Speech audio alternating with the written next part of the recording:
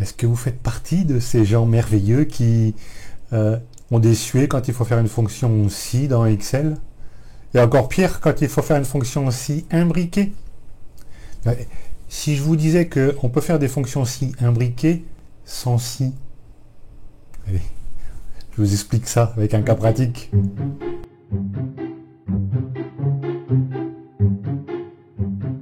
Bonjour, je m'appelle Thierry et je vous aide à monter en compétences en bureautique et notamment en Excel avec cette petite vidéo. Abonnez-vous et cliquez sur la petite clochette de notification pour ne pas louper les prochaines vidéos qui vont sortir. Faire des formules de conditions avec des si imbriqués sans utiliser la fonction si.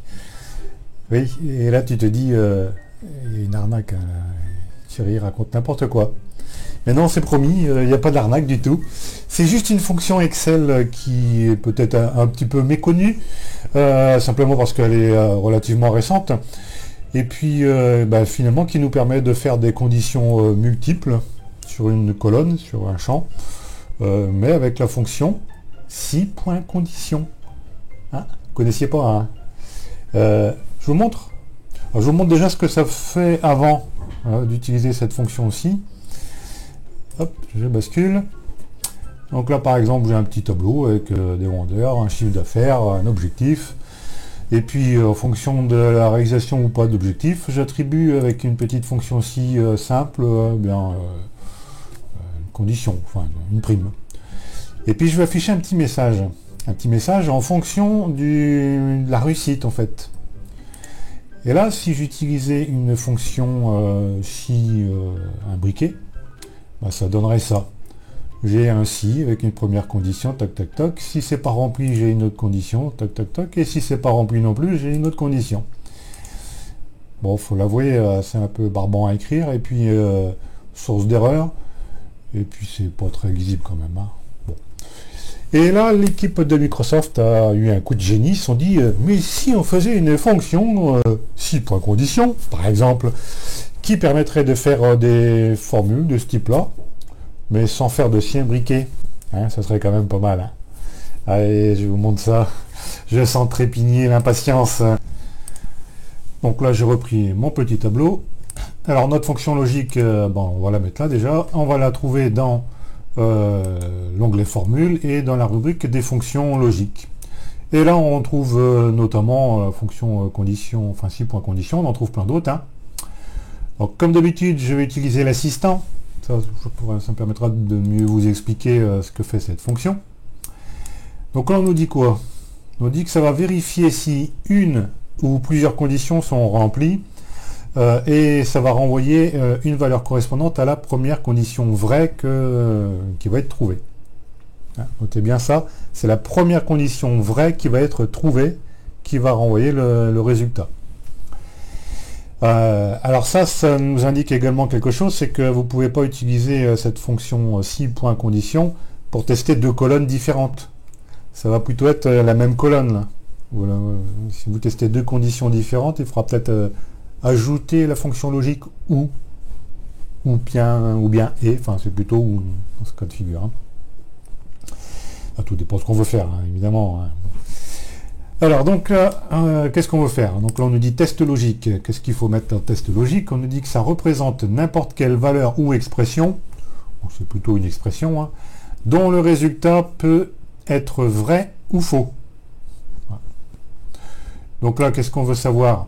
Eh bien, on veut savoir si ma prime, là, elle est supérieure ou égale à 7000. Voilà. Si c'est le cas, eh bien, on va dire félicitations. Donc j'ai juste tapé sur tabulation hein, pour passer au champ suivant. Et là, tout de suite est apparu un deuxième test possible. Et donc là, on nous dit quoi? Est-ce que... on nous dit qu'il faut mettre une autre condition. Donc c'est est-ce que je suis supérieur ou égal à 5000 par exemple? Et si c'est le cas, je vais mettre, très bon travail. Je reclique, je retape sur la touche tabulation. Donc vous notez là qu'il m'ajoute des guillemets hein, sur les textes, hein, normal. Hein. Une autre condition, allez, soyons fous. Est-ce que je suis supérieur à ou égal à 1900? Alors, j'oublie pas de mettre supérieur ou égal parce que si je tombe pile sur 1900 ou bien 5000, bah, il n'y aura rien. Hein. Bon. Donc voilà, c'est toujours faux. Hein. Là, j'ai le résultat hein, en live.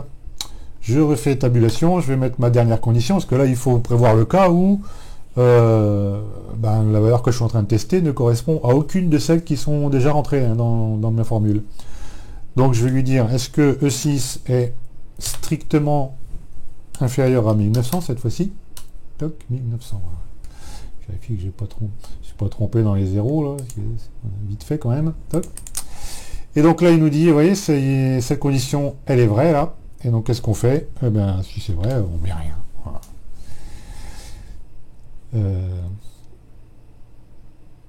D'ailleurs, j'étais un peu vite. Ça, c'est pas... Oui, c'est là, c'est ici, oui. Du bon travail. Bon. Travail. Vous auriez pu me le dire quand même que j'avais fait une gourde là. Hein. Bon. Donc là, c'est... est-ce que E6 est inférieur strictement inférieur à 1900?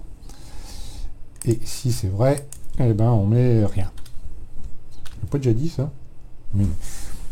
Alors vous notez, là j'ai un petit ascenseur, là, si je descends là jusqu'en bas, il me dit que là je peux mettre jusqu'à 127 conditions minimum. Enfin minimum, maximum. Bon. Quand il y en a 6, hein, c'est déjà pas mal. Hein. Bon, moi ça me paraît pas mal, cette petite formule. Je vais la valider. Je vais la recopier, toc toc. Et alors, est-ce que ça marche? Ben oui, hein, là, je suis supérieur à 7000 de prime, donc il me dit félicitations. Là, je suis inférieur à 1900, ben, il me dit ben, rien. Là, je suis inférieur à 7000, mais supérieur à 5, et il me dit très bon travail. Donc, ma formule, elle fonctionne bien. Et voilà ce que ça donne, là, dans la barre de formule. Bon. C'est un petit peu plus clair quand même que d'imbriquer les fonctions les unes derrière les autres. Alors il faut quand même garder présent à l'esprit que quand vous faites des tests comme ça imbriqués, même avec l'autre version, hein, il faut toujours choisir un sens de test. Là je teste des primes, je suis parti de la prime la plus élevée et je suis descendu. J'ai d'abord testé supérieur à 7000 et puis après supérieur à 5000 et ainsi de suite. Et on peut le faire aussi dans l'autre sens. Dans ce cas-là, il faudrait partir de rien, après de 1900 et puis etc. Il faut toujours choisir un sens, hein, croissant ou décroissant. Parce que sinon, votre test il va servir à rien. Si vous testez d'abord supérieur à 1900 et qu'en dernier vous avez supérieur à 7000, bah, c'est toujours le premier test qui va être vrai en fait. Hein. Parce que 7000 c'est supérieur à 1900.